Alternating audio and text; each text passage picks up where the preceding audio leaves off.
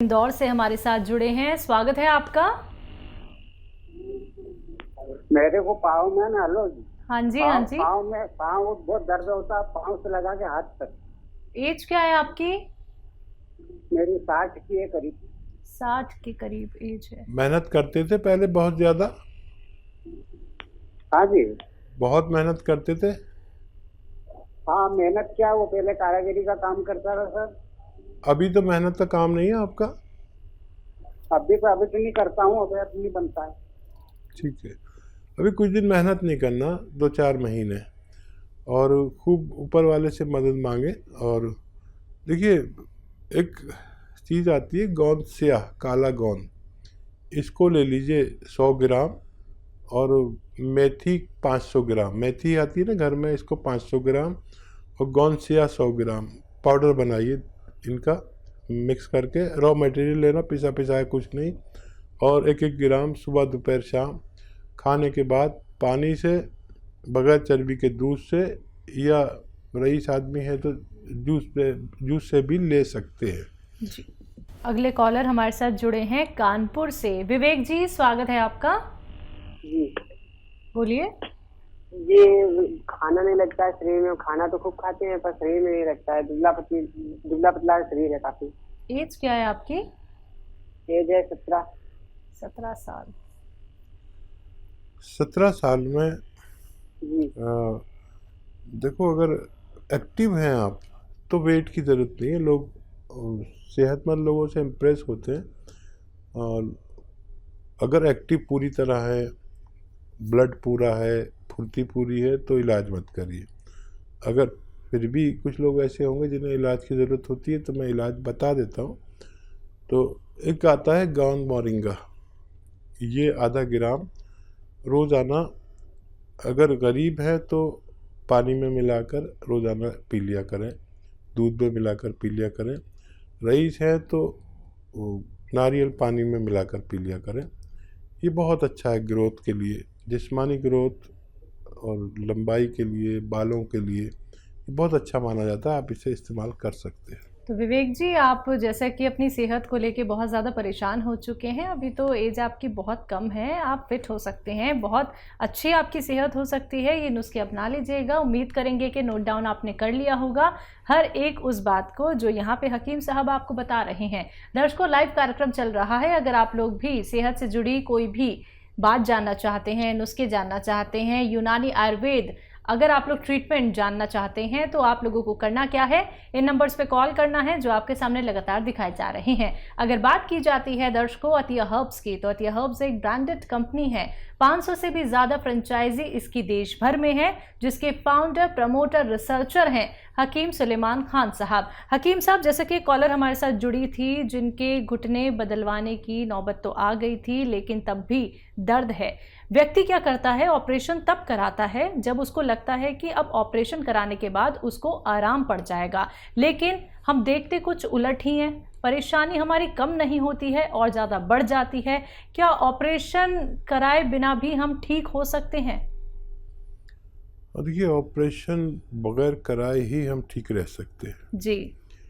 मैंने अभी तक कोई ऐसा मरीज नहीं देखा जिसने ऑपरेशन कराया हो और वो खुश हो, और ऑपरेशन के बाद भी दवाइयाँ ही खानी पड़ती हैं। होता यह है कि ऑपरेशन जब तक नहीं होता, जब तक तो हमारे घुटने उठने खूब मुड़ते मुड़ाते हैं, चाहे मुश्किल से ही सही, लेकिन उसके बाद हम घुटने मोड़ कर बैठ नहीं सकते। अच्छा, ज़मीन में भी नहीं बैठ सकते, कुर्सी चाहिए, हर जगह पर कुर्सी चाहिए, जहाँ कुर्सी नहीं है वहाँ आप बैठ ही नहीं सकते। और मैंने ऐसा कोई मरीज़ नहीं देखा जो ऑपरेशन कराकर फ़ायदे में रहा हो। बहरहाल वो लोगों की मर्ज़ी है, लेकिन आप घुटने बदलवाने से पहले एक बार यूनानी का इलाज ज़रूर कोशिश किया करें, क्या पता आपको ज़िंदगी में आसानी हो जाए। बिल्कुल। इसी के साथ कुछ और कॉलर्स जुड़ गए हैं, बात कर लेते हैं। दिल्ली से हैं पिंकी हमारे साथ, स्वागत है पिंकी जी। हाँ जी, वालेकुम सलाम। वालेकुम जी सलाम। जी चिंकी जी, बताइए क्या सवाल है। हाँ जी सर, मेरे ना नाक में हड्डी बढ़ी हुई है थोड़ी सी, हल्की सी, और मेरा नाक भी बंद होता है, एलर्जी है नाक में। ठीक है। अच्छा देखिए, आपकी कोई भी उम्र रही हो चिंकी जी, लेकिन नाक की हड्डी कभी नहीं बढ़ती, ये मेरा अनुभव है। होता क्या है कि हमें एलर्जी होती है, कभी नाक बंद हो जाती है, कभी सांस मुश्किल हो जाती है। तो हमारे नाक के अंदर जो सिस्टम है उसमें गुदूद है, ग्लैंड्स हैं, जो सर्दी या एलर्जी होने पर फूल जाते हैं, जिससे हमें परेशानी होती है। तो अगर आप अपने इम्यूनिटी का इलाज करेंगे, इम्यूनिटी का इलाज इस वक्त हर किसी को ज़रूरत है, और जिसको ये प्रॉब्लम है एलर्जी की, वो कभी बड़ी तकलीफ़ में भी आ सकता है। तो इस एलर्जी का इलाज करने के लिए 5-6 महीने चाहिए। घरेलू नुस्खा भी बताता हूँ, दवा भी बताता हूँ। अगर आप ये कर लें उसके बाद ही सोचें कि आपको ऑपरेशन कराना है। वैसे ऑपरेशन के बाद भी ये परेशानी जाती नहीं है, ये मेरा तजर्बा है। दवा के तौर पर आप, घरेलू नुस्खे के तौर पर आप देखिए, लीजिए अलसी, उन्नाब और सपिस्तान 100-100 ग्राम ख़रीदें, और इसमें 30 ग्राम पीपले जो हमारे किचन में मौजूद हैं वो मिलाकर पाउडर बनाएं। 1 चम्मच सुबह, 1 चम्मच शाम, गर्म पानी से खाएं। खट्टी चीज़ें छोड़ दें और लंबा इलाज करें। और इसके लिए इम्यूनिटी की एक दवा भी है, बल्कि मैं कहता हूँ इस वक्त वो सबको इस्तेमाल करनी चाहिए जो भी हमारे भारतवासी हैं, ताकि हमें एक इम्यूनिटी की खुराक की हर किसी को ज़रूरत है, और एलर्जी वालों को ख़ास तौर पर। चाहे एक रोटी कम खानी पड़े, लेकिन एक खुराक एलर्जी की ज़रूर लीजिए, इम्यूनिटी की ज़रूर लीजिए, ताकि आप अंदर से स्ट्रांग हो सकें। सबको अपनी इम्यूनिटी स्ट्रांग रखनी चाहिए, ख़ास तौर पर आपको। आइए बात करते हैं अगले कॉलर से। जी नमस्कार, स्वागत है आपका। नमस्कार सर। जी नाम बताइए। हमारा नाम है शिवचाय तिवारी। जी तिवारी जी, सवाल आपका। सवाल तो हमारा ये है कि वो हमारी वाइफ का ये तो गर्दन पर सूज जाता है, कभी हाथ सूज जाता है, कभी जो है पैर पर सूज जाता है, आधा अंग जो है कभी तो सूज जाता है, कभी वो हाथ हुआ, कभी पैर हुआ, कभी तो कमर में तो सूजन हो जाता है। दर्द भी होता है। दवा। हाँ सर, दर्द भी होता है, सूजन होती है तो दर्द होता है। हाँ, अब कभी घुटना में भी जो हो जाता है दर्द, उठने में बैठने में भी जो दिक्कत होता है, सूजन हो जाता है। क्या उनकी एज और बता दीजिए।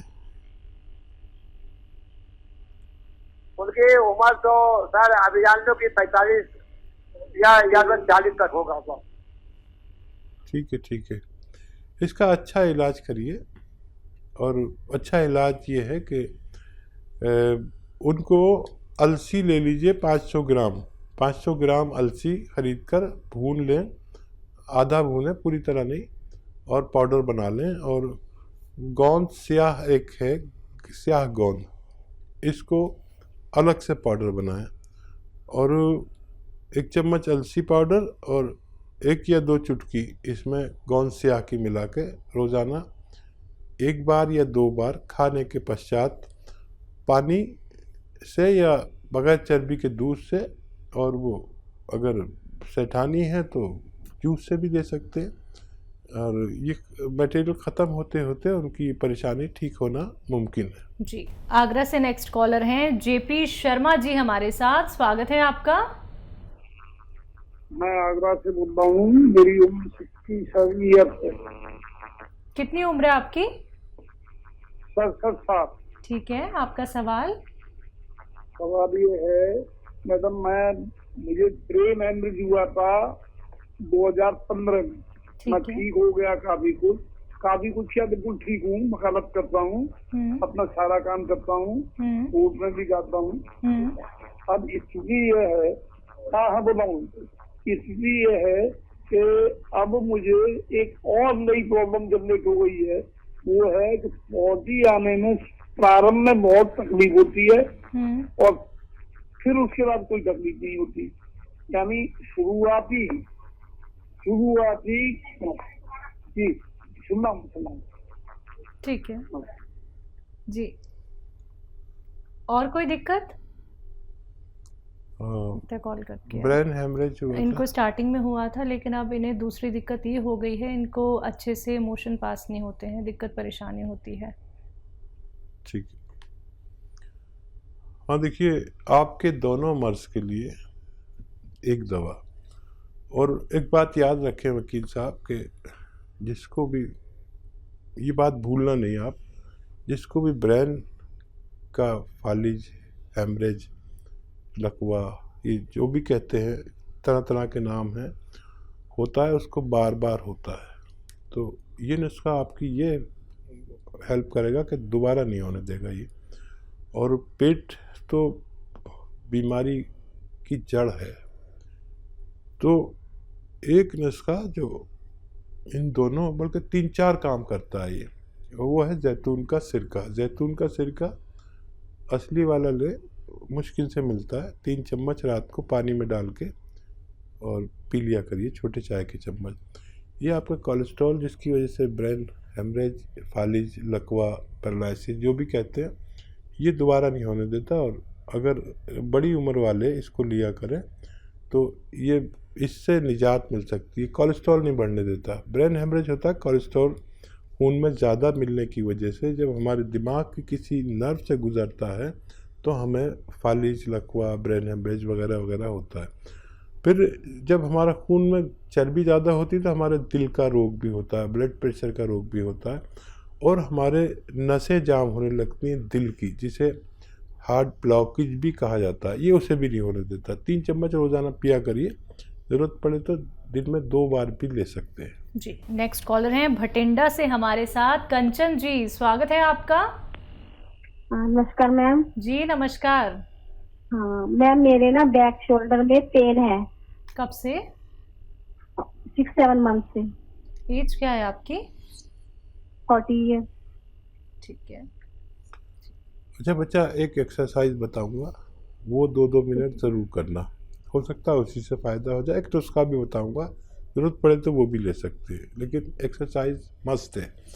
और वो ये है, ये कान आप अपने कंधे से लगाया करें, कंधा कान से नहीं लगाना। ये आपको 2 मिनट 3 मिनट रोज़ाना करना ही है।